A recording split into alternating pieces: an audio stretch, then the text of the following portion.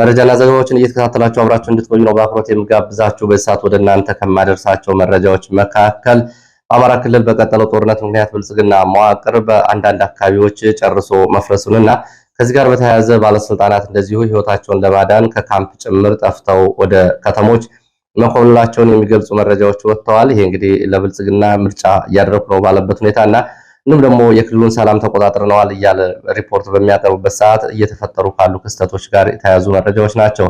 ሰሞኑን ከባድ ውጊያ በተደረገባቸው የደቡብ ጎንደር ቀጠናዎች በርካታ የብልጽግና ባለስልጣናት መሞታቸው፣ በፋኖ መማረካቸውና የደረሱበት እንደዚሁ መጥፋቱ ይታወቃል። ከዚህ ጋር በተያያዘ የላይኛው የዞኑ ባለስልጣን ለታችኞቹ አመራሮች ድጋፍ አላደረገም በሚል ከእናንተ ጋር አንሰራም ወደሚል ውዝግብ ውስጥ ገብተዋል። ይህንን ጨምሮ በአማራ ክልል በተለያዩ አካባቢዎች ያሉ ዝርዝር የግንባር መረጃዎችን ወደ እናንተ አደርሳለሁ። እስካሁን ከነበሩት ጦርነቶች አንጻር የአሁኑ ሲታይ በፖለቲካዊ መዋቅሩ ላይ እንደዚሁ ከፍተኛ የሆነ ጫና ፈጥሯል።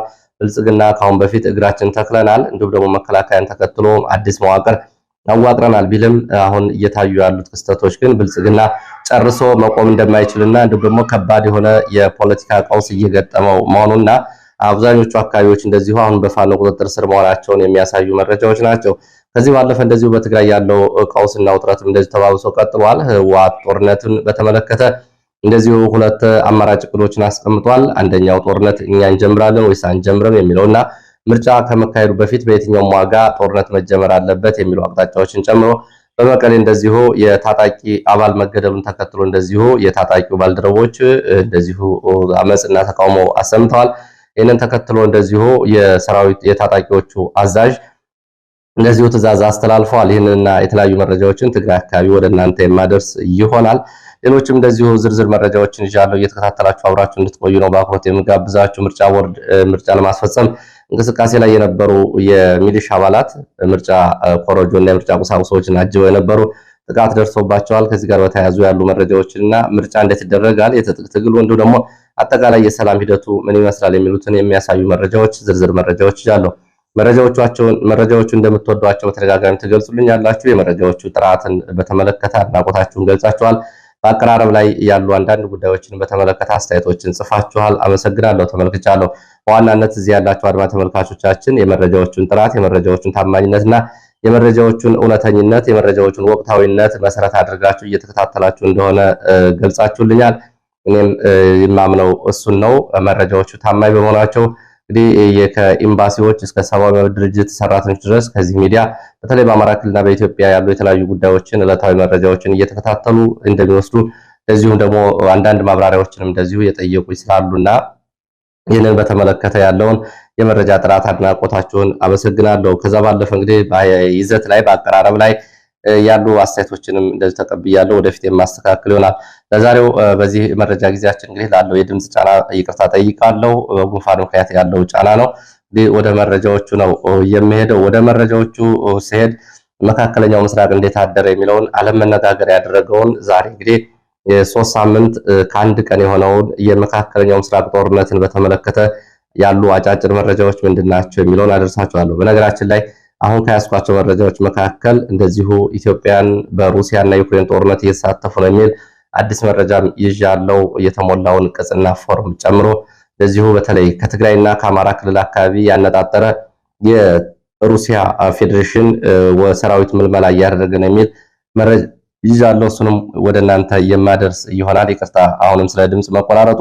ወደ መካከለኛው ምስራቅ መረጃዎች ስንሄድ መካከለኛው ምስራቅ ጦርነት ተባብሶ ቀጥሏል። አሁንም ኢራን ጦርነቱን አዳዲስ ሚሳኤሎችን አዳዲስ ቴክኖሎጂዎችን እያስተዋወቀችበት ትገኛለች። አሁን ደግሞ በጸረ ሚሳኤል እንደዚሁ ሊመቱ የማይችሉ አዳዲስ ሚሳኤሎችን ይፋ እያደረገች ነው የምትገኘው። ከዚህ ባሻገር ኢራን ጦርነቱን በቀጥታ ከእስራኤልና ከአሜሪካ ጋር ከመጋፈጥ ይልቅ ጦርነቱን ዓለም አቀፍ ጦርነት አድርገዋለች። በቀጣዮቹ ቀናትም በ13 የገልፍና የመካከለኛው ምስራቅ ሀገራት ላይ ጥቃቶችን በመፈጸም ጦርነቱ የኢነርጂና የኢኮኖሚ ዓለም አቀፋዊ ቅርጽ እንዲኖረው ለማድረግ መዘጋጀቷን የሚገልጹ መረጃዎች ወጥተዋል። አሁንም የተመረጡ ቁልፍ የኢራን ባለስልጣናት በሞሳድ እና በእስራኤል ኦፕሬሽን እየተገደሉ ነው። ባለፉት 24 ሰዓታት እንኳን ለዚሁ የአብዮታዊ ዘቡ ቃል አቀባይ መሐመድ ተገድሏል። እነዚህን ጨምሮ የተለያዩ መረጃዎች አሉ። አሜሪካ እንደዚሁ እግረኛ ጦር ለማስገባት አዲስ እቅድ እንዲነድፍ ለፔንታጎን መመሪያ ተሰጥቶታል። አሜሪካ ወደ ኢራን እግረኛ ጦር ለማስገባት አዲስ እቅድ እንዲነደፍ ትዕዛዝ ተሰጥቷል።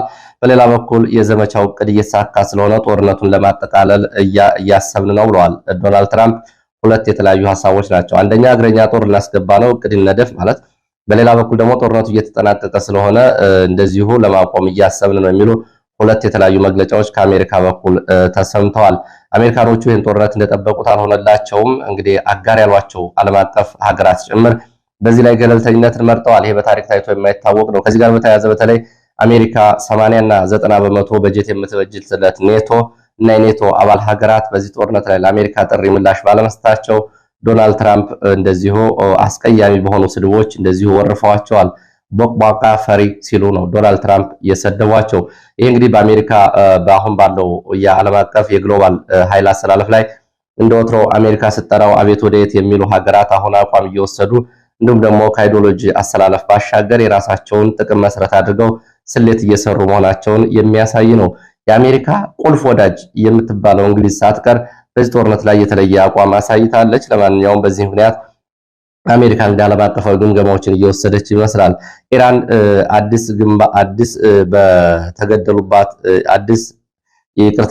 ኢራን አዲስ ዓመቷን በነገራችን ላይ ትላንት ነው ያከበረችው።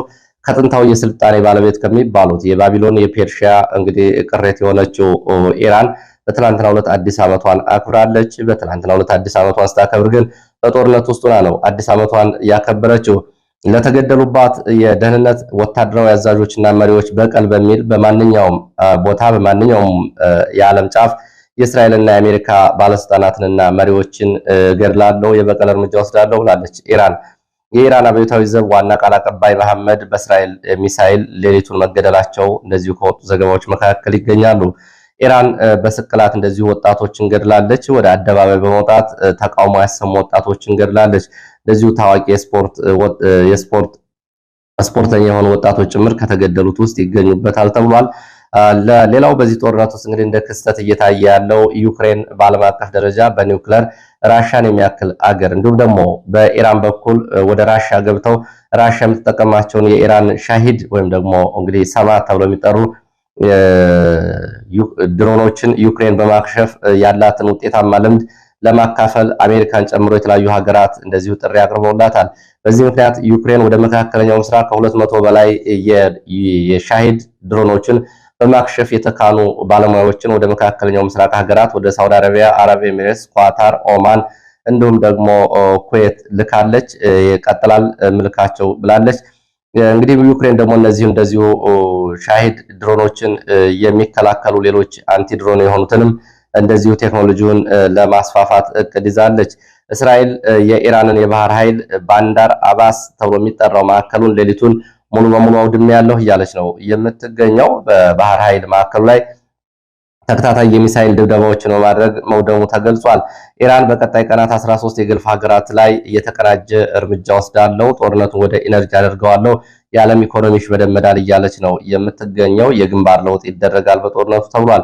ዩክሬንና ራሻን በተመለከተ ከዚህ ጋር በተያያዘ ራሻ ለኢራን ወታደራዊ ስለላ መረጃዎችን ማቅረቧን እንድታቆም ካስፈለገ አሜሪካ ለዩክሬን የምታቀርበውን የስለላ እና የመረጃ የጦር መሳሪያ ድጋፍና አገልግሎት ማቋረጥ አለባት ብላለች ሩሲያ በዚህ ጦርነት ምክንያት እንደዚሁ በአሜሪካ የጣለባት የነዳጅ ማዕቀብ ሊነሳላት በመሆኑ የአሜሪካ የግምጃ ቤት ይህንን እያሰበበት ይገኛል። ይህ የሚነሳ ከሆነ ሩሲያ ለአውሮፓና ለመካከለኛው ምስራቅ ለዓለም እንደዚሁ ከፍተኛ ነዳጅ ታቀርባለች። እንደዚሁም ደግሞ ኢራን ፋታ 2 የተባለ በአይነቱ ለየት ያለ አዲስ የሚሳኤል ለዓለም አስተዋውቃለች። ሚሳኤል በደረቅ ነዳጅ የሚሰራ ሲሆን ከድምፅ 15 እጥፍ ፍጥነት ያለው እንደሆነ ነው የተገለጸው። በሰዓት 18000 ኪሎ ሜትር ይጓዛል ተብሏል። ይህ እንግዲህ ምናልባት ከአዲስ አበባ ዋሽንግተን ይደርሳል ማለት ነው በአንድ ሰዓት ውስጥ። ይህን ያክል ፍጥነት ያለው ሚሳኤል አስተዋውቃለች። ሚሳኤሉ በጣም ፈጣን ተምዘግዛጊ ኢላማዎቹን ራሱ የሚለይ መሆኑን ተከትሎ በሚፈጸምበት የጸረ ሚሳኤል ጥቃት ሊቆም እንደማይችል ነው እንግዲህ የወታደራዊ ጠበብት እየተናገሩ ያሉት። ቱርክ እንደዚሁ 8 የኒውክሌር ጣቢያዎችን ለመገንባት $100 ቢሊዮን እንደዚሁ መመደቧ ተሰምቷል። ይህንን ተከትሎ እንግዲህ ቱርክ ደግሞ በቀጣይ በእስራኤልና በአሜሪካ ቀጣዩ ኢላማ ትሆናለች የሚሉ እንደዚሁ ቀጠናዊ የፖለቲካ ትንተናዎች እየወጡ ነው የሚገኙት። ወደ ምስራቅ አፍሪካ ስንመጣ ምስራቅ አፍሪካ ኢትዮጵያ ዘመናዊ የተባሉ MCAV 20 አርሞርድ ተዋጊ ተሽከርካሪዎችን ከዩናይትድ አረብ ኤሚሬትስ በሶስተኛ ዙር ማስገባቷ ነው የተዘገበው። በሶስተኛ ዙር ወደ ኢትዮጵያ የገቡት ቁጥራቸው እስከ 80 ይደርሳል የተባሉ እነዚህ የተዋጊ ተሽከርካሪዎች ጥይት ወይም ደግሞ ፈንጂዎች የማይበሷቸው እንደሆነ የተገለጸው። እንዲሁም ደግሞ የሱዳን ጦር በቻድ በፈጸመው የድሮን ጥቃት ምክንያት የቻድ ከወታደራዊ ጣቢያዎቿ ወታደሮቿን በማውጣት ወደ ሱዳን እንድትዘምት እንደሆነ እየገለጸች ነው የምትገኘው። ቀደም ብሎ በአርኤስኤፍ ጎን የነበረችው ቻድ አሁን እንደውም እግረኛ ሰራዊት ወደ ሱዳን አስገባለሁ እያለች ትገኛለች። እንዲሁም ደግሞ ወደ ምስራቅ አፍሪካን አጠቃላይ የጦር መሳሪያ ዝውውር በ24 ሰዓት ስንመለከት የሳተላይት የአውሮፕላን በረራ መረጃዎች እንደሚያሳዩት የቱርክ አየር ኃይል የሆነ ኤርፎርስ የቱርክ ኤርፎርስ A400M የተባለ 17008 ኤኤፍ የበረራ ቁጥር 727 ማለት ነው የተመዘገበ አውሮፕላን ወደ ሞቃዲሾ በርካታ የጦር መሳሪያዎችን ሌሊቱን አራግፏል። እንዲሁም ደግሞ 7F 10777 ቦይንግ 436 ከናይሮቢ በመነሳት ወደ ቻድ የጦር መሳሪያ ሌሊቱን ማጓጓዙን መረጃዎች ገልጸዋል። መነሻው ከዩናይትድ አረብ ኤሚሬትስ ነው። እንዲሁም ደግሞ EW 450TR የጦር አውሮፕላንም ለሊቢያ እና ለማዕከላዊ አፍሪካ የጦር መሳሪያ ማጓጓዙን መረጃዎች ገልጸዋል። እንደዚሁም ደግሞ RA 76362 የጎን ቁጥር IL 76TD የተመዘገበ እንደዚሁ የጦር አውሮፕላንም ከሞስኮ በመነሳት ወደ አፍሪካ በረራ እያደረገ መሆኑን መረጃዎች ያሳያሉ። መዳረሻው የት እንደሆነ ገና አልታወቀም። ወደ አገር ውስጥ መረጃዎች ሲሄድ በቅሊንጦ እስር ቤት የሚገኙ የፖለቲካና የህሊና እስረኞች በቂ ሕክምና ባለማግኘታቸው ለከፋ የጤና ችግርና የጤና ቀውስ መዳረጋቸውን ጠበቆቻቸው ገልጸዋል። በዚህ በኩል እንግዲህ ጋዜጠኞች በተለይ ሴት ጋዜጠኞች እንደዚሁ በዚህ የጤና ቀውስ ውስጥ ተጠቂ ከሆኑት መካከል ይገኙበታል። ጋዜጠኛ ገነት አስማማው በተደጋጋሚ በአጋጠማት የጤና እክል ምክንያት ሕክምና እንድታገኝ ጠይቃ በወቅቱ ባለመፈቀዱ ለከባድ የኩላሊት ህመም መጋለጧን እናቷ ገልጻለች። ከዚህ ጋር በተያያዘ ጠበቃውም እንደዚሁ ይህንን አብራርቷል። ህመሙ ተባብሶ ለመቀመጥም ለመነሳትም ለአጠቃላይ እንቅስቃሴ እንዳስቸገራት እናቷ ትናገራለች። ይህም ሆኖ እንግዲህ አሁንም በቂ ሕክምና ባለማግኘቷ በራሷ በግል ሕክምና እየሞከረች እንደሆነ የገለጸችው እናቷ በወቅቱ ምላሽ ባለማግኘቷ ነው ህመሙ የተባባሰው ብላለች። ይህን በተመለከተ ጠበቃዋ አሁንም እንኳ እንደዚሁ ፍራሽና ተያያዥ ለሕክምና የሚያግዙ ቁሳቁሶችን እንድታስገባ ለፍርድ ቤቱ ጥያቄ ቀርቧል። እስካሁን ግን ምላሽ አልተሰጠም ነው የተባለው። ከዚህ ጋር በተያያዘ እንደዚሁ አለም በድሉ ከሴት እስረኞች መካከል በተደጋጋሚ የአጥንት ሕክምና ጠይቃ ስላልተፈቀደላት አሁን ተባብሶ ህመሙ እንደዚሁ ችግር ላይ ወድቃለች። በዳኖ የአጥንት ሕክምና ማዕከል ለመታከም ያቀረበችው ጥያቄ እስካሁን አልተፈቀደም። ህይወት አለማየሁ፣ ሀሊማ መሐመድ፣ መስከረም አበራን ጨምሮ ሴት ጋዜጠኞችና ሴት የአማራ ፖለቲከኞች በማረሚያ ቤት አያያዝና ዋስትና በማጣት ችግር እየተንገላቱ ይገኛሉ። ከነዚህ መካከል ሀሊማ መሐመድ 150 ሺህ ብር ዋስትና የሚከፍላት በማጣቷ አሁንም በስር ላይ ትገኛለች ነው ያሉት ጠበቆችና እስረኞች አካባቢ የወጡ መረጃዎች።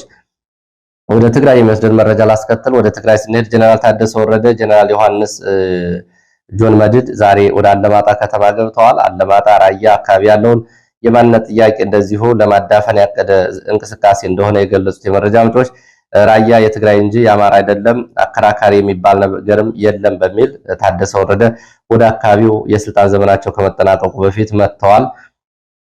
ስብሰባም እንደዚሁ ተጠርቷል። እኛ የማንነት ጥያቄ የለንም፣ እኛ ትግራይ ነን የሚል ሐሳብ ስብሰባ ላይ የሚናገሩ የህወሓት አባላትም ወደ ስብሰባው እንዲገቡና ይሄ በሚዲያ እንዲቀረጽና እንደዚሁ እንዲተላለፍ እንደዚሁ ዝግጅት ተደርጓል። ይህንን ስብሰባ የሚያስተላልፉ ሚዲያዎችም ከታደሰ ወረደና ከጆን መድድ ጋር ወደ አለማጣ ገብተዋል ነው ያሉት። ጉዳዩን በተመለከተ የአለማጣ ማንነት አስመላሽ ኮሚቴ ጉዳዩን እየተከታተለው እንደሆነ ለኢትዮ ፎከስ ገልጿል። የጦርነቱን ሁኔታ በተመለከተ በህወሓት ውስጥ ቁልፍ ከሚባሉት ወታደራዊ አዛዦች መካከል ጆን መድድ ወይም ደግሞ ጀነራል ዮሐንስ ወልደ ጊዮርጊስ ይህንን ተናግሯል። የጦርነቱ ሁኔታ በተመለከተ የፌዴራል መንግስቱ ብንጠብቀው ጦርነቱን ፈጥኖ ሊጀምር አልቻለም። እኛ ደግሞ እንዳንጀምር ፊት ለፊት ጦርነቱን ብንጀምር የዲፕሎማሲ ውግዘትና እንደዚሁ ደግሞ ዓለም አቀፍ ነቀፌታ ይገጥመናል።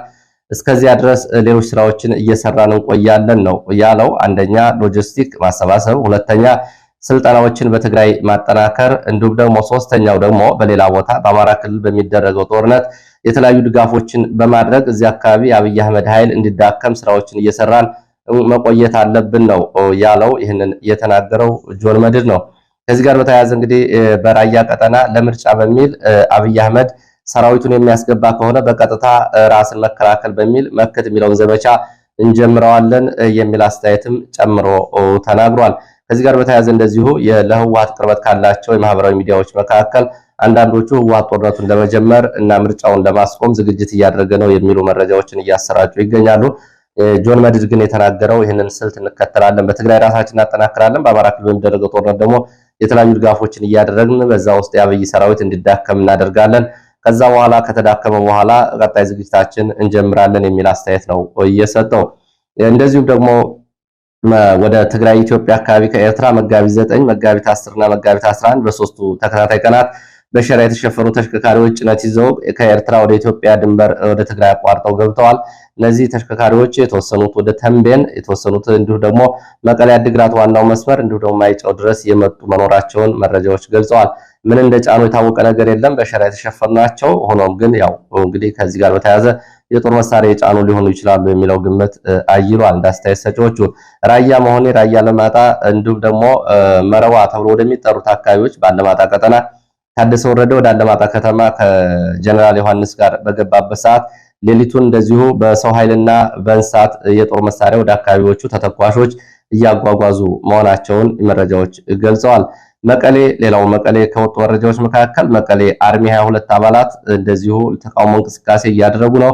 ይሄ በመቀሌ እንደዚሁ ተቃውሞ ሊያስነሳ ይችላል በሚል ጉዳዩ በጥብቅ ክትትል ውስጥ እየታየ ያለ ጉዳይ ነው። ከዚህ ጋር በተያያዘ እንግዲህ ስጋቱ ምንድነው? አርሚ 22 ተብሎ የሚጠራው የህወሓት ታጣቂ ቡድን መቀሌ ከተማ ውስጥ የሚገኘው ማለት ነው። አንድ የታጣቂ ቡድኑ አባል መንገድ ላይ ተገድሎ በመገኘቱ የአርሚው አባላት ጥያቄ አንስተዋል፣ ቁጣም አሰምተዋል። ይህንን ታጣቂ አባል ማን ነው የገደለው? ለምን ተገደለ? የሚሉ ታጣቂው ከዚህ በፊት የሐራ መሬት ወይም ደግሞ የትግራይ የሰላም ኃይል ከሚባለው ጋር ግንኙነት አለው በሚል ይጠረጠር እንደነበርና በዚህ ምክንያት የተገደለ ሊሆን ይችላል በሚል ተቃውሞ አንስተዋል ታጣቂዎቹ። እና በዚህ ምክንያት ሳይገደል አይቀርም የሚሉት የመረጃ ምንጮች መኪና ላይ ወድቆ ሞቷል ቢባልም ታጣቂዎቹ ግን እውነታው ይውጣ፣ ጥይት ድምፅ ሰምተናል የሚሉ እንደዚሁ ምክንያቶችን ይዘው ቀርበዋል። በዚህ ምክንያት ተቃውሞ አንስተዋል። የአርሚው ዋና አዛዥ ኮሎኔል ዘሩ የፖሊስ ምርመራው ወደ መኪና ወድቆ እንደሞተ ተደርጎ እንዲጻፍ ለትግራይ ጊዜያዊ መንግስት የፖሊስ አዛዥ ገብረ ዲላ ተናግረዋል ነው የተባለው። ኮሎኔሉ እንግዲህ የፖሊስ ምርመራና የሆስፒታል ውጤቶች የመኪና አደጋ ደርሶበት እንደሞተ እንደዚሁ ሪፖርት እንዲደረግ በጥይት ተተኩሶ እንደተገደለ የሚብል ነገር እንዳይወጣ ብለዋል። ታጣቂው በጥይት ተመቶ ሲገደል ያዩ ሌሎች ታጣቂዎች አርሚ 22 አባላት በኮሎኔል ዘሩ ትዕዛዝ እንደዚሁ በቁጥጥር ስር እንዲውሉ መደረጉንም መረጃዎች ገልጸዋል። ህወሓት ለመጋቢት 15 የፌዴራል መንግስቱን የሚያወግዝ ሰልፍ እንደዚሁ መጥራቱም መቀሌ አካባቢ ከወጡ መረጃዎች ለማወቅ ተችሏል። የበጀት ተከልክለናል በሚል መምህራንን ጨምሮ ሌሎች የመንግስት ሰራተኞችና የህወሓት ደጋፊዎች የፌዴራል መንግስቱን የሚያወግዝ ሰልፍ እንዲያደርጉ ጥሪ ቀርቧል። በሚቀጥለው መጋቢት 15 ይደረጋል ነው የተባለው። ሌላው በዚህ ሰዓት ከያዝኳቸው መረጃዎች መካከል እንግዲህ ኢትዮጵያን በዚህ ሁኔታ በተለያየ ሀገር ቅጥረኛ ወታደር ሆነው መገኘታቸው በእጅጉ ያሳዝናል። ከአሁን በፊት የህወሓት ታጣቂዎች እንግዲህ ከሳምሬ ከሁመራ ጭፍጨፋ በኋላ ከማይካድራ ወደ ሱዳን ከሄዱ በኋላ ለሱዳን ቅጥረኛ ወታደሮች በአርኤስኤፍም በሱዳን ጦር በኩልም ተሰልፈው እንደዚሁ ሲዋጉ መገኘታቸው ህይወታቸው ማለፉም ይታወቃል። ከዚህ ጋር በተያያዘ እንደዚሁ አሁንም ያልታወቁ ኢትዮጵያውያን በአርኤስኤፍ በኩል ተሰልፈው እየተዋጉ ነው የሚሉ መረጃዎች ቢኖሩም አሁን ግን ከሩሲያ የተሰማው መረጃ ግን እንደዚሁ የብዙዎቹ መነጋገሪያ ሆኗል።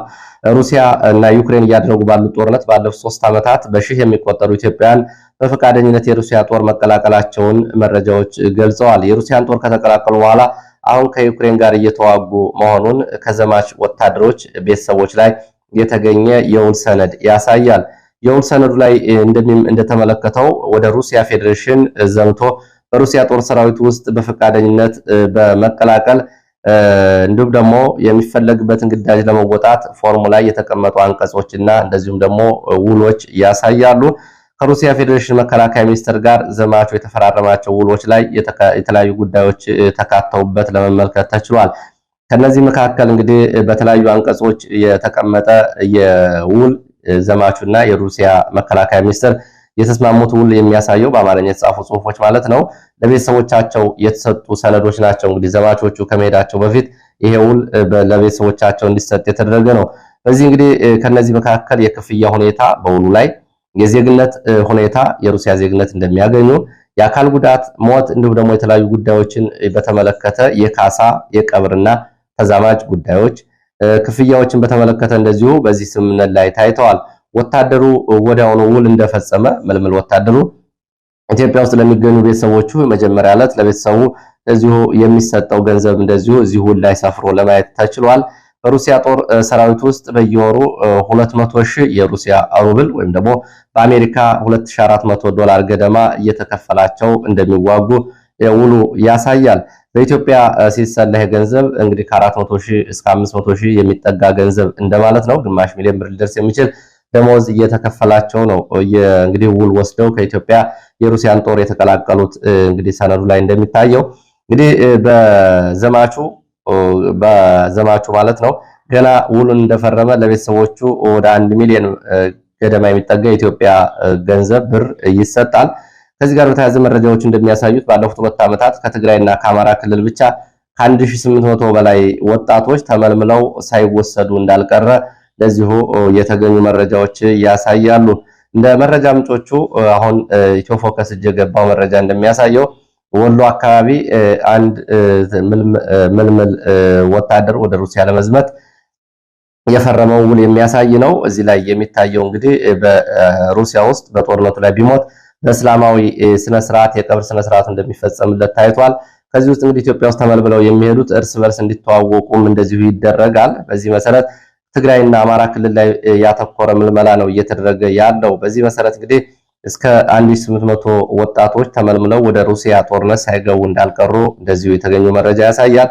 በዋናነት ምልመላው እንግዲህ አማራና ትግራይ ክልል እየተደረገ ያለው ለምንድን ነው የሚለው ጉዳይ የታወቀ ነገር የለም።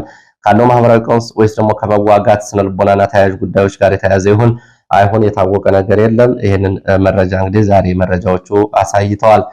ሌላው ወደ ደቡብ ጎንደር ቀጠና የሚወስደን መረጃን ማስከትለው በደቡብ ጎንደር በዞኑ የብልጽግና ባለስልጣናት ላይ የታችኛው የብልጽግና አመራር ተቃውሞ እያሰማ መሆኑን ከአካባቢ የወጡ መረጃዎች ያሳያሉ። በደማችን እና በሞታችን እየቀለዳችሁ ነው በሚል የታችኛው የብልጽግና አመራር መልቀቂያ ስጡን ቢልም መልቀቂያ የሚቀበል ባለመኖሩ እንደዚሁ የተለያዩ አማራጮችን እየወሰደ ነው። የዞኑ ባለስልጣናት በተለያየ መንገድ ከፋኖ ቡድን መሪዎች ጋር እንደዚሁ ዋስትና ለማግኘት ድርድር ጥያቄ እንዲሁም ደግሞ የስልክና ሽምግልና እየላኩ መሆኑን የሚገልጹ መረጃዎችም እንደዚሁ ወጥተዋል። የዞን ባለስልጣናት ዋስትና የለንም በሚል ለፋኖ መሪዎች እንደዚሁ እነዚህን ጥያቄዎች አቅርበዋል። እንዲሁም ደግሞ መልቀቂያ በማጣታቸው መልቀቂያ እንደዚሁ ሳይቀበሉ የጠፉ መኖራቸውም ታውቋል። መጋቢት 9 በደቡብ ጎንደር በተለያዩ ቀጠናዎች በነበረው ዘመቻ በትንሹ 300 በላይ የጸጥታ ኃይል አባላት 26 የብልጽግና ባለስልጣናት እና አመራሮች እንዲሁም ደግሞ 8 ከፍተኛ ባለማዕረግ የልዩ ኃይል አዛዦች እና የፖሊስ አዛዦች በዚህ ዘመቻ እና በዚህ ጦርነት መገደላቸውና ጉዳት ማስተናገዳቸውን ተከትሎ እንግዲህ ከምርኮስ ከአካል ጉዳት እንዲሁም ደግሞ እስከ ሞት የሚደርስ ጉዳት ማስተናገዳቸው ከነዚህ ውስጥ መካከል የንፋስ መውጫ ከንቲባ አሁን በፋኖ እጅ የሚገኝ የስማዳ ከንቲባ ከተገደሉት ውስጥ የሐሙሲት ከንቲባ ከተገደሉት የደራ አስተዳዳሪን ጨምሮ የብልጽግና የሰላምና ደህንነት በየወረዳው ያሉ እንደዚሁ ሞትና የአካል ጉዳት አስተናግደዋል። ይህ ሁሉ በሆነበት ሁኔታ ዞኑ ወረዳዎችና አብዛኞቹ አካባቢዎች በፋኖ በተያዙበት ሁኔታ የዞኑ ብልጽግና ያወጣው መግለጫ በተለይ ከኢድ አልፈጥር ጋር በተያያዘ እሱ ነው እንደዚሁ ቁጣ የቀሰቀሰው። ዞኑ ሙሉ በሙሉ ወደ ሰላም እየተመለሰና አስተማማኝ ሰላም እየመጣ እንደሆነ እንደዚሁ የሚገልጽ መግለጫ ተላልፏል። በዚህ ምክንያት ነው እንግዲህ ብዙዎቹ የጠፉት። ከነዚህ መካከል በወታደራዊ ካምፕ ውስጥ ከነበሩ የብልጽግና አመራሮች መካከል የስማዳ፣ የእብናት፣ የእስቴ፣ የመና መቀጠዋ አመራሮች ጠፍተዋል ነው የተባሉት። እስካሁን ድረስ እንደ መረጃ ምንጮቹ 7 አመራሮች ከወታደራዊ ካምፕ ጠፍተዋል። ወደ የት እንደሄዱ የታወቀ ነገር የለም። ሌሎች ደግሞ እንደዚሁ ከስቴ ወረዳ እና መካነ ኢየሱስ ደግሞ ለፋኖ መረጃ ትሰጣላችሁ በሚል በመከላከያ በቁጥጥር ስር ውለው ወታደራዊ እርምጃ ይወሰድባቸዋል በሚል የተያዙ አመራሮች መኖራቸውን ነው የሚያሳየው። እንግዲህ መከላከያ በቁጥጥር ስር ያዋላቸው የብልጽግና አመራሮች እንደዚሁ እርምጃ ይወሰድባቸዋል በሚል ሌሎችም እንደዚሁ ስጋት ውስጥ ገብተዋል። ይሄ እንግዲህ በመከላከያና በብልጽግና ራሱ በዞንና በወረዳ እንዲሁም ደግሞ በተለያዩ መዋቅር ውስጥ ያለውን አለመተማመንና ብልጽግና በአካባቢው ሙሉ በሙሉ እንደዚሁ እየፈራረሰና የፖለቲካ መዋቅሩ መዋላለቁን የሚያሳይ ነው ይሄ ክስተት። ከዚህ በላይ በርከት ያሉ ዝርዝር መረጃዎችም አሉ። ሌላው የፋኖ የሰራዊት ግንባታን የተመለከተ መረጃ ነው። የፋኖ የሰራዊት ግንባታ በተለያዩ ቀጠናዎች ለወራት ስልጠና የወሰዱ የፋኖ መልመል አባላት በትናንትናው ዕለት ተመርቀዋል። በሁለት የተለያዩ ቀጠናዎች በስልጠና ለወራት ሲወስዱ የነበሩ የፋኖ አባላት መመረቃቸውን መረጃዎች ገልጸዋል። ከግዳጅ ቀጠና የሚወጡትን በተመለከተ ባለፉት 24 ሰዓታት 19 የሚሊሻ አባላት ከግዳጅ ቀጠና መውጣት ከነሙሉ ትጥቃቸው ወደ ፋኖ መቀላቀላቸውንም ከ24 ሰዓት መረጃዎች መካከል እንደዚሁ ለማረጋገጥ ተችሏል። ሌላው የደፈጣ ጥቃትን የተመለከተ ነው። የደፈጣ ጥቃት ጎንደር ዙሪያ ከማክሰኝት ወደ በለሳ ሬሽን ወታደራዊ ሎጂስቲክ እንዲሁም ደግሞ ሰራዊት ጭነው ይንቀሳቀሱ በነበሩ ወታደራዊ ተሽከርካሪዎች ላይ ድንገተኛ የደፈጣ ጥቃት ተፈጽሟል። ረፋድ ላይ በተፈጸመው ድንገተኛ የደፈጣ ጥቃት ወታደራዊ፣ ቁሳዊ፣ ሰብአዊ ኪሳራ መድረሱን ለማወቅ ተችሏል። ድንዛዝ ተብሎ የሚጠራው ቦታ ላይ ነው ረፋድ ላይ የደፈጣ ጥቃት የተፈጸመው። በጥቃቱ የደረሰው ጉዳት በአሃዛዊ መረጃዎች ለማወቅና ለማረጋገጥ አልተቻለም። እንዲሁም ደግሞ ይህንን ተከትሎ በአካባቢው ለግማሽ ሰዓት የቆየ የዙ 23 እንዲሁም ደግሞ ተጨማሪ እግረኛ ወደ አካባቢው ገብቶ የከባድ መሳሪያ ድብደባ መደረጉን የመረጃ ምንጮች ገልጸዋል። ድንዛዝ ላይ በተፈጸመው ረፋድ ጥቃት እንደዚሁ ወደ ኋላ የተመለሰ ሰራዊት ስለመኖሩም መረጃዎቹ ጠቁመዋል። በሌላ በኩል እዚሁ ማዕከላዊ ጎንደር ወገራ ወረዳ ምርጫ ቅስቀሳ እና ምርጫ አስፈጻሚዎችን አጅበው ይንቀሳቀሱ በነበሩ የሚሊሻ አባላት ላይ ጥቃት ተፈጽሟል። በተፈጸመው ጥቃት በትንሹ 3 የሚሊሻ አባላት ጉዳት ደርሶባቸዋል፣ የሞትና የአካል ጉዳት። ይህንን ተከትሎ እንደዚሁ የምርጫ አስፈጻሚዎቹ ምርጫ ቁሳቁሶችን ይዘው ከአካባቢው ወጥተው አምልጠዋል ነው የተባለው። ከዚህ ጋር በተያያዘ ምርጫ ቦርድ እንደዚሁ ባወጣው መግለጫ እስካሁን ድረስ ባለው 18 ሚሊዮን ኢትዮጵያን ለምርጫ ተመዝግበዋል። ወደ 19 ሚሊዮን የሚጠጋ አሃዛዊ መረጃ ይፋ አድርጓል። በዚህ እንግዲህ በተለይ ገጥመውኛል ያላቸው ችግሮች ሲታዩ በተለያዩ አካባቢዎች የኔትወርክ መቆራረጥን እና የመብራት መጥፋትን ነው እንደ ችግር እያቀረበው። ያው እንግዲህ በየትኛውም ሁኔታ ምርጫውን እናደርጋለን የሚለው እንደሆነ ነው እንግዲህ የሚያመላክተው። አሁን በአማራ ክልል እንግዲህ ሚሊሻዎች ምን እየሰሩ እንደነበር ባለፈው አንድ መረጃ መጋለጡ ይታወቃል። በርካታ ሚሊሻዎች በርካታ የመራጮች ካርድ ይዘው ቤት ለቤት እያደሉ እንደሆነ ከተለያዩ አካባቢዎች የወጡ መረጃዎች ያሳያሉ። ከዛ ውጭ በአብዛኞቹ አካባቢዎች በአማራ ክልል ለምሳሌ እንደ ደቡብ ጎንደር ባሉ አካባቢዎች ካሉት አጠቃላይ የወረዳ የዞን የከተማ መዋቅር ውስጥ ከ18 በላይ የሚሆኑት ወረዳዎችና ከተሞች ከ22 ማለት ነው በፋኖ እጅ ነው የሚገኙት። በእነዚህ ቀጠናዎች ምርጫም ሆነ ሌላ ፖለቲካዊ እንቅስቃሴ ማድረግ አልተቻለም። ይሄ በሆነበት ሁኔታ ግን ወደ 18 ሚሊዮን መራጮችን መዝግቤያለሁ እያለ ነው ምርጫ ቦርድ የሚገኘው። ለማንኛውም እንግዲህ በቀጣዩ ተያያዥ ጉዳዮች አንዱ ምርጫ ቦርድና እሱን ማዕከል ያደረጉ ሁኔታዎች ይኖራሉ። እየተከታተልኩ መረጃዎችን ወደ እናንተ አቀርባለሁ። ስለነበረ ቆይታ በእጅጉ አመሰግናለሁ። እንግዲህ ከጉንፋን ጋር በነበረው ጫና ድምፅ ጥራቱን በድጋሚ ይቅርታ ጠይቃለሁ። መልካም ጊዜ